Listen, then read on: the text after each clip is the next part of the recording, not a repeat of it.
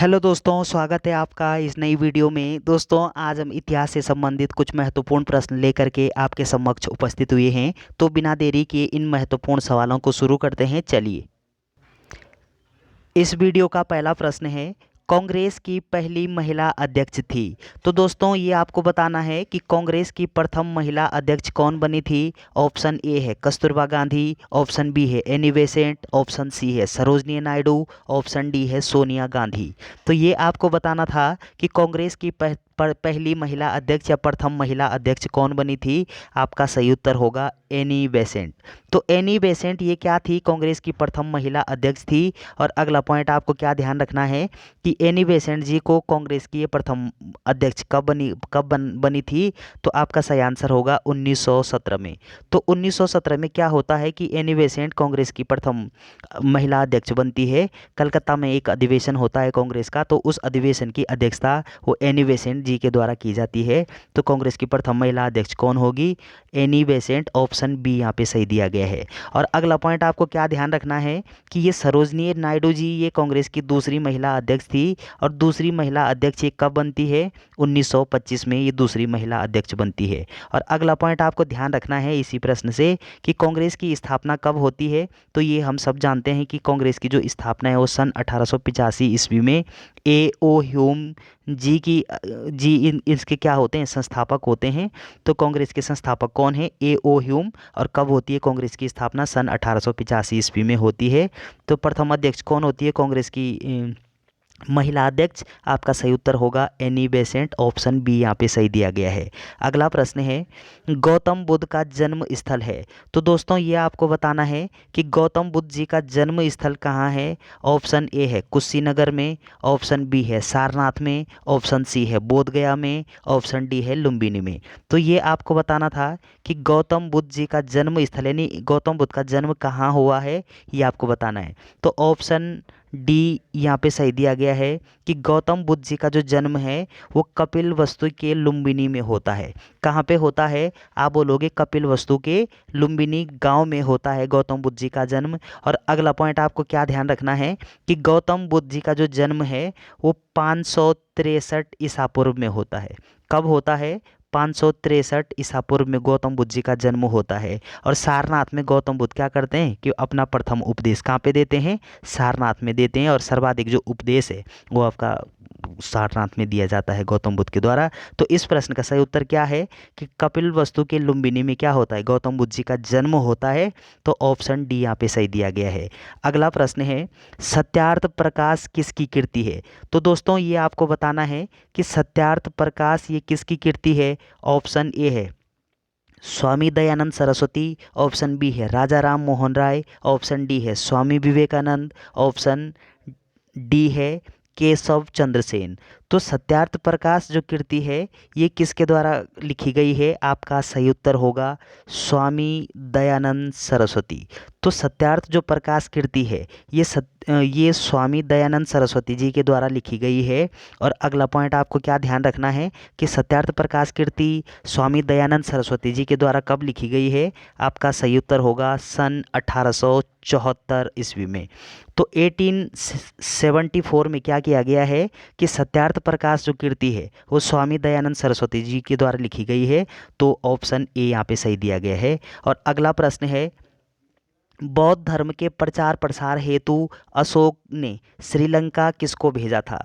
तो दोस्तों, ये आपको बताना है कि बौद्ध धर्म के प्रचार प्रसार हेतु अशोक ने श्रीलंका में किसको भेजा था। ऑप्शन ए है उपगुप्त को, ऑप्शन बी है महेंद्र को, ऑप्शन सी है संघमित्रा को, ऑप्शन डी है बी व सी दोनों को। तो आपका सही उत्तर होगा कि बौद्ध धर्म के प्रचार प्रसार के लिए अशोक जी ने क्या किया था कि श्रीलंका किसको भेजा था, संघमित्रा व महेंद्र को श्रीलंका भेजा था बौद्ध धर्म के प्रचार प्रसार हेतु। ऑप्शन डी यहाँ पे सही दिया गया है। अगला प्रश्न है, सांकेतिक मुद्रा का प्रचलन किसने किया था। तो दोस्तों, ये आपको बताना है कि सांकेतिक जो मुद्रा है इस मुद्रा का प्रचलन किसके द्वारा किया गया है। ऑप्शन ए है इल्तुतमिश के द्वारा, ऑप्शन बी है अलाउद्दीन खिलजी के द्वारा, ऑप्शन सी है मोहम्मद बिन तुगलक के द्वारा, ऑप्शन डी है उपरोक्त सभी। तो इस प्रश्न का सही उत्तर क्या होना चाहिए कि सांकेतिक जो मुद्रा है इस सांकेतिक मुद्रा का प्रचलन किसके द्वारा किया गया है? आपका सही उत्तर होगा मोहम्मद बिन तुगलक के द्वारा। तो मोहम्मद बिन तुगलक के द्वारा क्या किया गया है कि सांकेतिक मुद्रा का प्रचलन किया गया है। और इन मोहम्मद बिन तुगलक को संक्षेप में क्या बोलते हैं? MBT। तो MBT इनको संक्षेप में कहा जाता है। और इतिहास में मोहम्मद बिन तुगलक जी को क्या बोलते हैं? पागल बादशाह के नाम से जानते हैं इनको। मोहम्मद बिन तुगलक को MBT को पागल बादशाह के नाम से भी जाना जाता है। तो सांकेतिक मुद्रा का प्रचलन कौन करते हैं? मोहम्मद बिन तुगलक। ऑप्शन सी यहाँ पे सही दिया गया है। अगला सवाल है, भारत में सती प्रथा कब प्रतिबंधित की गई? तो भारत में सती प्रथा ये कब प्रतिबंधित होती है, ये आपको बताना है। प्रतिबंधित कब होती है? कौन सी प्रथा? सती प्रथा। तो ऑप्शन ए है 1828 में, ऑप्शन बी है 1829 में, ऑप्शन सी है 1831 में, ऑप्शन डी है 1835 ईस्वी में।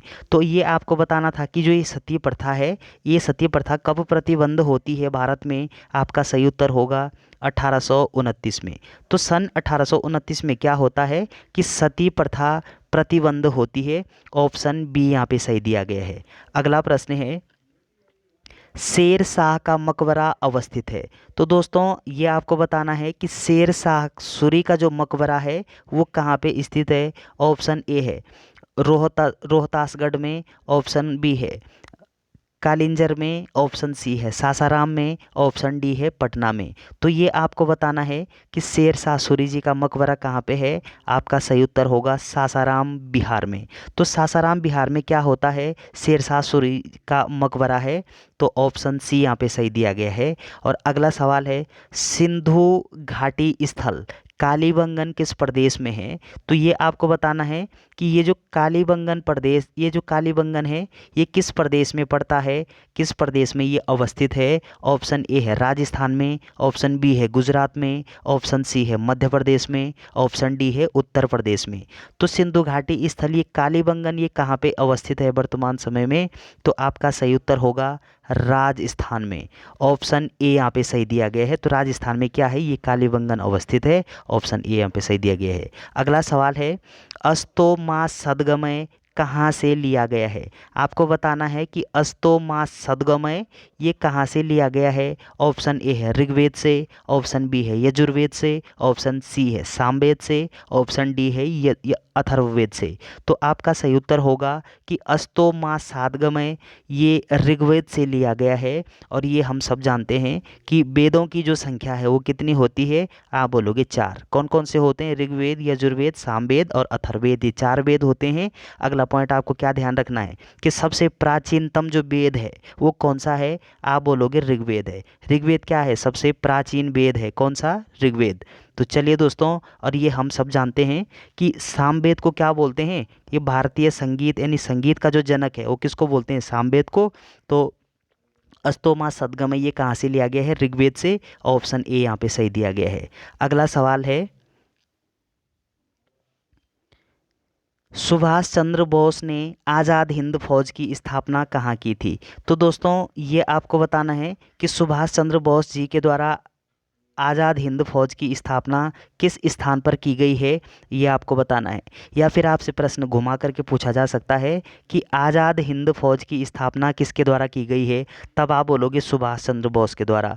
कहाँ पे की गई है? ऑप्शन ए है टोक्यो में, ऑप्शन बी है सिंगापुर में, ऑप्शन सी है हांगकांग में, ऑप्शन डी है बर्मा में। तो सुभाष चंद्र बोस जी के द्वारा आज़ाद हिंद फौज की स्थापना कहाँ पे की गई है, ये आपको बताना था। तो आपका सही उत्तर होगा सिंगापुर में। तो सिंगापुर में क्या करते हैं? सुभाष चंद्र बोस जी आज़ाद हिंद फौज की स्थापना करते हैं। ऑप्शन बी यहाँ पे सही दिया गया है। अगला प्रश्न है, गुलाम वंश का संस्थापक कौन था? तो दोस्तों गुलाम वंश का संस्थापक कौन था ये आपको बताना है। किस वंश का? गुलाम वंश का संस्थापक बताना है आपको।